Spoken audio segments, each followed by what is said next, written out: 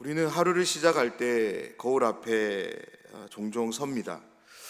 거울을 통해 비춰진 내 모습을 보면서 머리를 다듬고 옷매무새를 살피며 흐트러진 곳이 없는지를 꼼꼼하게 살펴봅니다. 만약 중요한 약속이 있다면 거울 앞에 머무는 시간은 더 길어질 것입니다. 그렇습니다. 거울이라고 하는 것은 늘 말없이 우리의 모습을 고치도록 도와줍니다. 그런데 우리는 우리의 겉모습, 육신의 모습뿐만 아니라 우리의 마음과 신앙의 모습도 매일 점검하며 살아가야 합니다. 지금 내 신앙은 정돈되어 있는지, 태도와 말, 그리고 내 마음의 중심이 계속적으로 그리스도를 닮기 위해 노력하고 있는지를 우리는 확인해야만 합니다. 오늘 이 새벽 시간 사랑하는 여러분들과 함께 한 거울 앞에 함께 서고자 하는데요, 그것은 바로 예수 그리스도라는 거울입니다. 함께 예수님의 거울을 바라보며 우리 안에 흐트러진 마음들, 교만이나 이기심과 같은 마음들이 있는지 한번 살펴보고, 만약 있다면 다시금 주님의 겸손과 순종, 낮아지심을 바라보며 우리의 모습을 단장하는 이 새벽 시간이 되길 원합니다. 오늘 말씀을 보면 사도 바울은 5절을 이렇게 시작하는데요, 너희 안에 이 마음을 품으라, 곧 그리스도 예수의 마음이니. 아멘. 사도 바울은 빌립보 성도들을 향해 이렇게 권면합니다.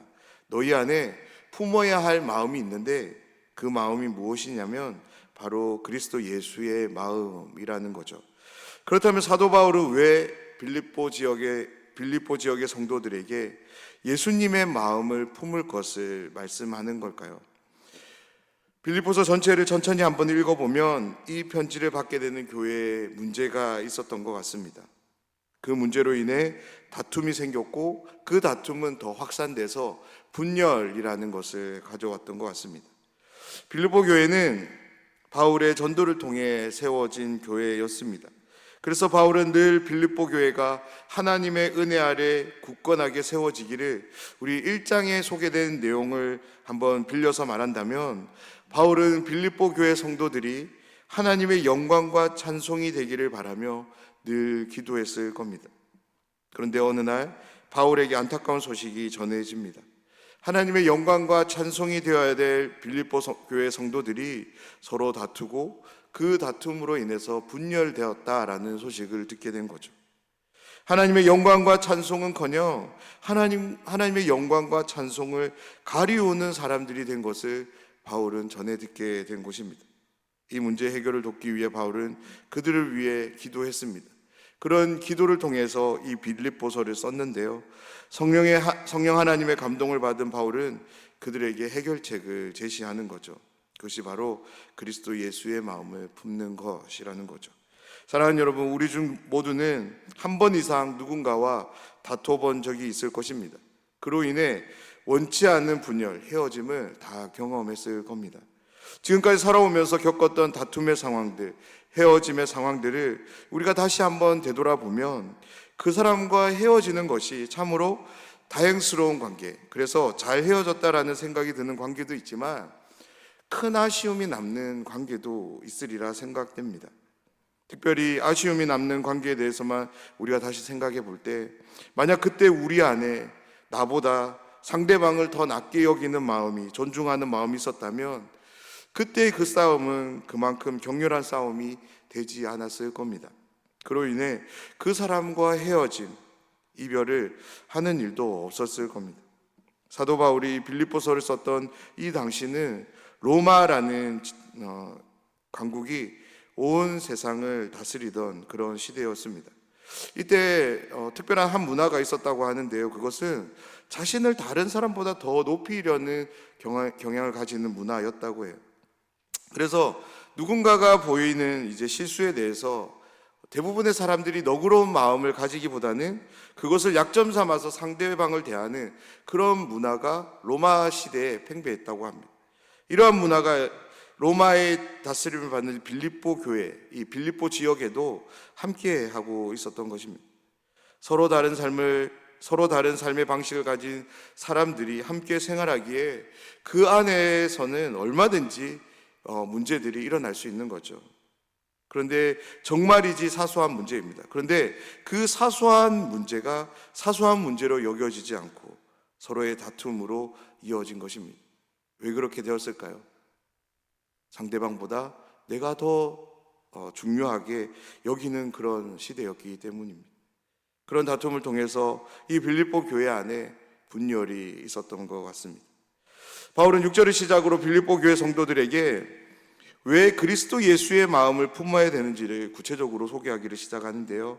먼저 바울은 예수님이 누구신지를 통해 이 이야기를 시작합니다. 예수님에 대한 바울의 소개는 모두 두 단계로 진행되는데요. 먼저 바울은 그리스도의 낮아지심에 대한 말씀으로 시작합니다. 6절 말씀입니다. 그는 근본 하나님의 본체시나 하나님과 동등됨을 취할 것으로 여기지 아니하시고. 아멘. 바울은 가장 먼저 예수님을 하나님의 본체라고 말합니다. 여기서 본체라는 용어는 단순한 외형이 아니라 존재의 본질로서 하나님과 동일한 본성을 가진 분을 의미합니다.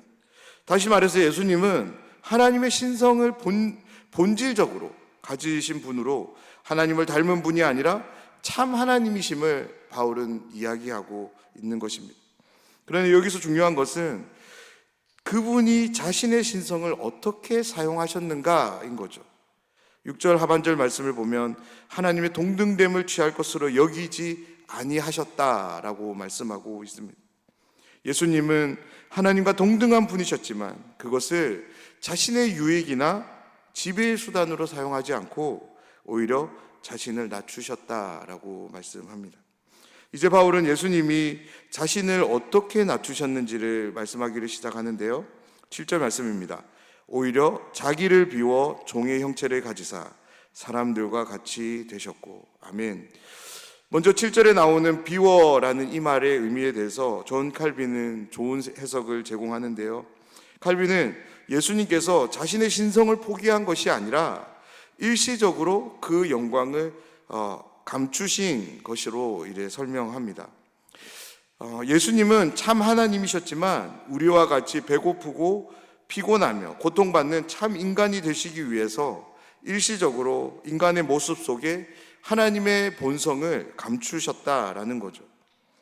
이제 바울은 하나님께서 왜 하나님의 본성 대신에 인간의 본성을 취하신 것을 말씀하기를 시작하는데요. 8절 말씀입니다. 사람의 모양으로 나타나사 자기를 낮추시고 죽기까지 복종하셨으니 곧 십자가에 죽으심이라. 아멘. 바울은 예수님이 왜 사람의 몸을, 인간의 본성을 취하셨다고 말씀하냐면 바로 십자가에 죽으시기 위해서라고 말씀합니다. 예수님께서 종의 형체, 즉 사람의 형체를 입으신 이유는 온 인류를 향한 율법의 요구를 해결하시기 위해서였다고 합니다. 온 인류를 향한 율법의 요구가 무엇일까요? 그것은 바로 죄로 인한 사망입니다. 예수님의 낮아지심은 단순히 신성을 부인하고 사람이 인성을 취하는 사람이 되는 것으로 끝나지 않고 사람이 담당해야 할 죽음에 이르기 위해서 자신을 낮추셨다라고 말씀합니다. 사랑하는 여러분, 오늘 이 말씀 앞에서 우리의 모습을 한번 돌아보기를 간절히 소원합니다. 우리의 모습은 지금 어떻습니까? 우리에게 주어진 모든 일상 속에서, 가정에서, 직장에서, 그리고 교회에서, 우리가 거하게 되는 모든 곳에서 나는 예수님을 본받아 낮아지는 삶을 살고 계신가요? 아니면 누구보다 높아지기 위해서 상대방의 그런 연약함을 책잡고 그것들을 공격하며 살고 계시지는 않으신지요? 바울이 빌립보 교회 성도들을 향해 먼저 소개하는 그리스도의 낮아지심에 대한 이 말씀이 오늘 이 자리에서 이 말씀을 함께 나누는 우리 모두에게 동일하게 함께함을 믿습니다. 그렇습니다. 성경은 예수님이 이 땅에 오심을 먼저 말씀합니다.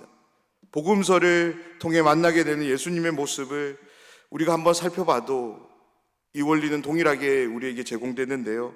그래서 마가복음을 기록한 마가는 예수님의 생애를 한 문장으로 이렇게 정리합니다.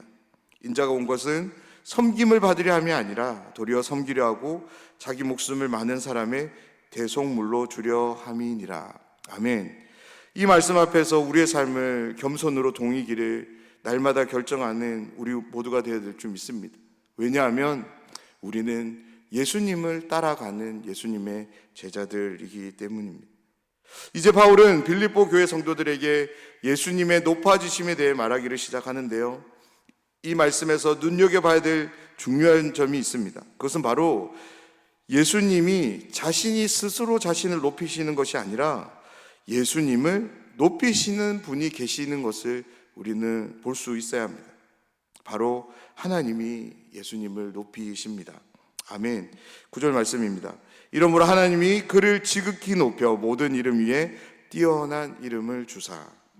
예수님께서 자신을 낮추시기까지, 죽기까지 복종하며 보이신 겸손이 헛되지 않음을 우리에게 소개하는데요, 왜냐하면 하나님께서 예수님의 겸손을, 예수님이 보이신 순종을 기뻐하셨고, 예수님을 높이시는데 적당히 높이시는 것이 아니라 지극히 높이신다라고 말씀합니다. 또한 하나님은 예수님에게 이름을 주시는데요, 그 이름이 어떤 이름이냐면 모든 이름 위에 뛰어난 이름을 주신다라고 소개하고 있습니다. 여기서 이름에 대한 간략한 설명을 한번 드리면, 오늘을 살아가는 우리에게도 이름이라고 하는 것은 대단히 중요합니다. 특별히 이름은 그 사람을 대신하기 때문에 그런 거죠. 제가 한번 예를 들어 보겠습니다. 담임 목사님의 이름이 서명으로 들어간 문서는 어느 누가 가지고 상대방에게 전달한다 할지라도 그 문서는 전달하는 사람의 효력이 발생되는 것이 아니라 서명한 사람의 효력이 동일하게 발생되는 거죠. 그렇습니다. 이름에는 그 사람의 존재와 본질, 그리고 그 사람이 가지고 있는 영향력, 권세가 반영됩니다.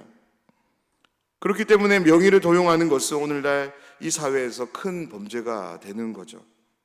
바울은 하나님께서 예수님께 허락된 이름, 모든 이름 위에 뛰어난 이름이 갖는 효력을 다음과 같이 우리에게 소개하는데요, 10절 말씀을 보면 하늘에 있는 자들과 땅에 있는 자들과 땅 아래에 있는 자들로 모든 무릎을 예수님의 이름에 꿇게 하시고. 아멘. 하나님이 부여하신 이름을 통해 어떤 일이 일어나냐면 모든 무릎이 예수님의 이름 앞에 꿇게 되는 역사가 일어난다라고 말씀합니다. 예수님의 이름 앞에 무릎 꿇게 되는 모든 무릎을, 즉 대상들이 누군지를 바울은 세 종류로 분류해서 소개하는데요, 먼저 하늘에 있는 자들이라고 말합니다. 이들은 천상의 존재들로 선한 천사들뿐만 아니라 사탄을 비롯한 타락의 천사들까지도 다 포함하는 의미입니다. 두 번째 대상은 땅 위에 있는 자들인데, 즉 살아있는 모든 사람들을 의미합니다. 여기서 중요한 것은 이 당시 이 시대를 살아갔던 사람들뿐만 아니라 모든 시대, 모든 민족의 사람들로서 여기에는 믿는 자와 믿지 않는 자 모두가 포함됩니다. 마지막 세 번째 대상은 땅 아래에 있는 자들입니다. 이들은 이미 죽은 자들을 의미합니다. 이 대상들을 종합해 보면 하나님이 예수님께 부여하신 이름이 갖게 되는 권세가 어떤 권세인지를 우리는 확인하게 되는데요, 그렇습니다. 하나님은 예수님께 우주적이며 절대적인 권세를 이름으로 주시는 것을 보게 됩니다. 그 이름을 통해 예수님은 영원한 통치자로 이 세상 나라를 다스리게 되는데요, 그 결론부를 바울은 11절에서 이렇게 소개합니다. 모든 입으로 예수 그리스도를 주라 시인하여 하나님 아버지께 영광을 돌리게 하셨느니라. 아멘. 하나님이 부여하신 이름을 통해 예수님은 자신이 본래 가지셨던 하나님의 본성을 취하십니다. 성부 하나님과 동일하게 모든 것으로부터 영광과 찬송을 받으시기 합당하신 분이 되시는 거죠. 사랑하는 여러분, 사도 바울이 빌립보 교회 성도들을 향해 그리스도의 낮아지심과 높아지심을 이야기하는 것은 그들에게 동일한 삶의 원리를 적용하고 실천할 것을 강력하게 권면하기 위해서였습니다. 그렇기 때문에 바울은 5절에서 그들에게 그리스도 예수의 마음을 품을 것을 통해서 이 말씀을 하고 있는 것입니다. 그리스도께서 철저하게 자신을 비우고 순종하심을 통해 궁극적으로 영광을 받으신 것처럼 바울은 빌립보 교회 성도들 역시 낮아짐과 순종의 삶을 통해 영광을 얻는 삶, 구원을 이루는 삶을 살아갈 것을 말씀하고 있는 것입니다. 그래서 12절 말씀을 보면 그러므로 나의 사랑하는 자들아, 너희가 나 있을 때뿐만 아니라 더욱 지금 나 없을 때에도 항상 복종하여 두렵고 떨림으로 너희 구원을 이루라. 이 말씀은 구원을 이루기 위해서 너희가 노력해야 된다라는 것을 의미하는 말씀이 아닙니다. 구원은 우리가 노력한다고 해서 얻을 수 있는 것이 아닙니다. 그리스도께서 이루신 구원을 은혜로 선물로 받는 것입니다. 그렇습니다. 바울은 그리스도께서 이루신 구원이 내 삶에서 온전치 못한 것이 되지 않도록 당부하기 위해서 이와 같은 말씀을 전하고 있는 것입니다. 바울은 그리스도께서 이루신 구원의 참된 의미와 가치를 바르고 온전하게 너희 삶에 적용하고 너희 삶을 통해 그 구원을 증명하며 완성을 향해 살아가라라는 당부를 이렇게 말씀하고 있는 것입니다.